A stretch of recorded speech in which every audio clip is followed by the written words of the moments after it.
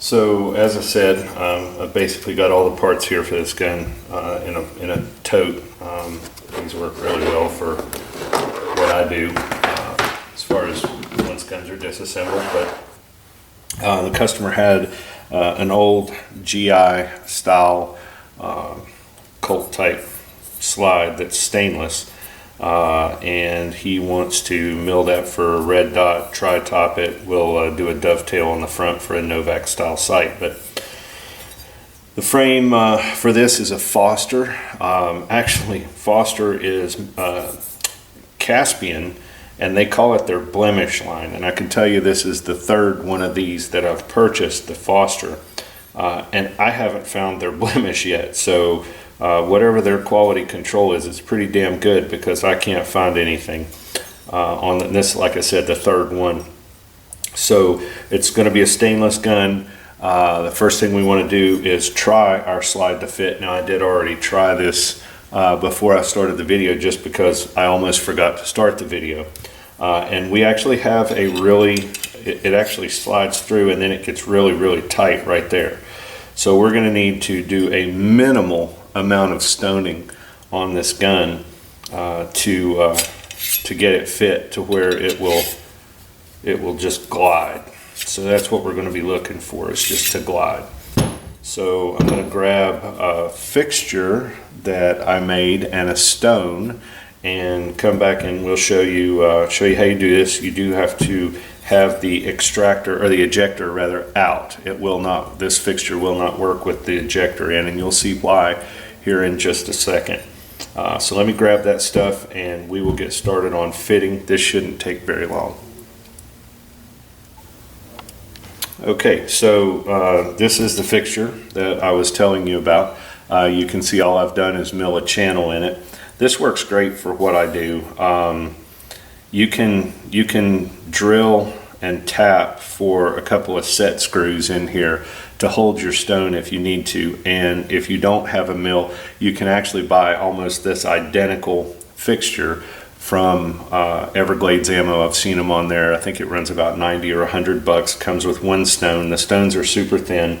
I milled mine 1/2 inch wide, and because I have 1/2 inch wide Arkansas or India stones, both medium and fine, and I've got it to where they sit in there pretty good. They will move back and forth. They're not, you know, super tight, but a new one would be, because these are a little bit worn and I use them quite a bit. So the cool thing about this is I've got plenty of space on the side here, and this has been face milled, so I know it's perfectly flat.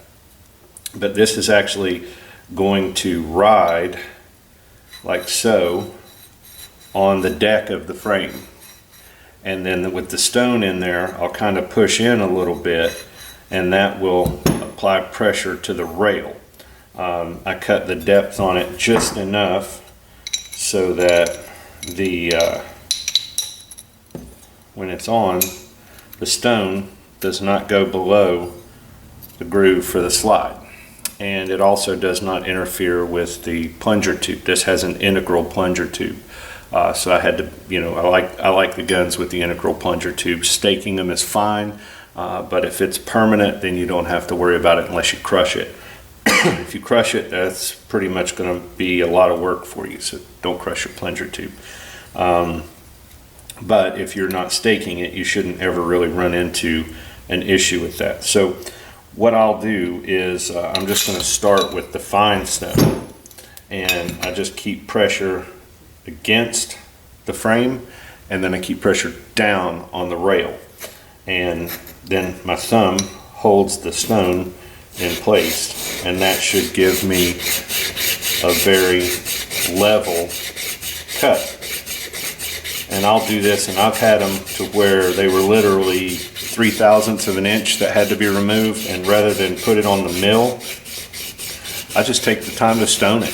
I just don't think there's a better fit, and definitely nothing as smooth as stoning those frame rails.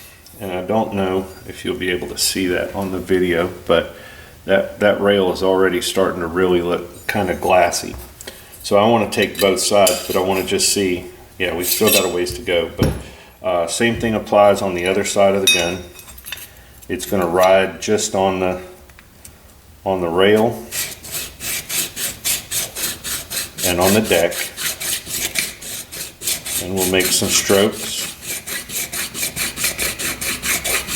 Not a lot of pressure with a stone. You don't want to put a lot of pressure. You want to let the stone cut the metal.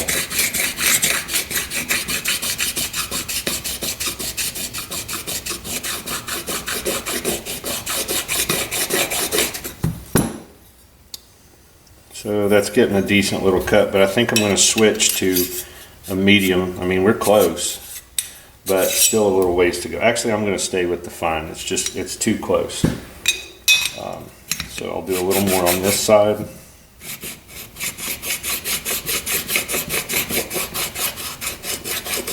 And this is when you buy those high-end 1911s or custom 1911s. This is pretty much what your gunsmith's doing. A lot of people want to use lapping compound. I don't like lapping compound at all for fitting a slide to a frame because it removes metal where you don't want it removed. You can't control where the metal removal is. It finds two surfaces and it starts grinding away at them. Well, I might not want that surface ground away, or it might not end up completely level. And we're just keep trying it, and we're moving a lot farther now and a lot easier. So definitely getting a good cut. And occasionally you want to take and just wipe the stone down. You can put a little oil on it. I like to do that to help the friction aspect so that it gets a good smooth surface to cut.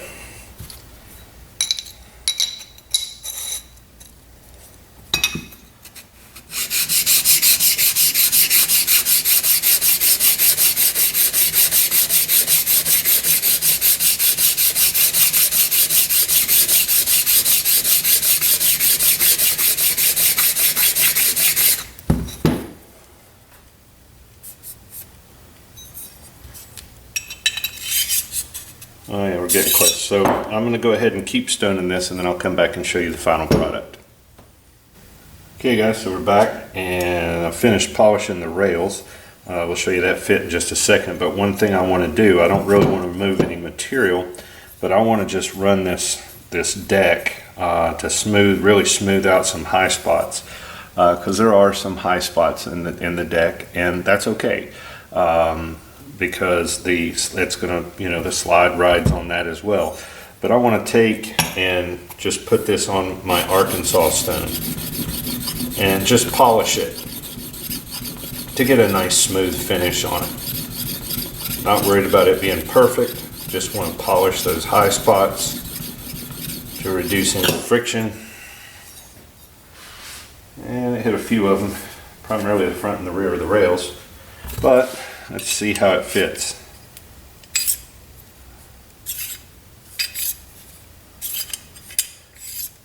So that's pretty good. I think we're going to call that good, actually. And it's pretty tight. There's just a tiny wiggle in it. Wipe some of that crud off.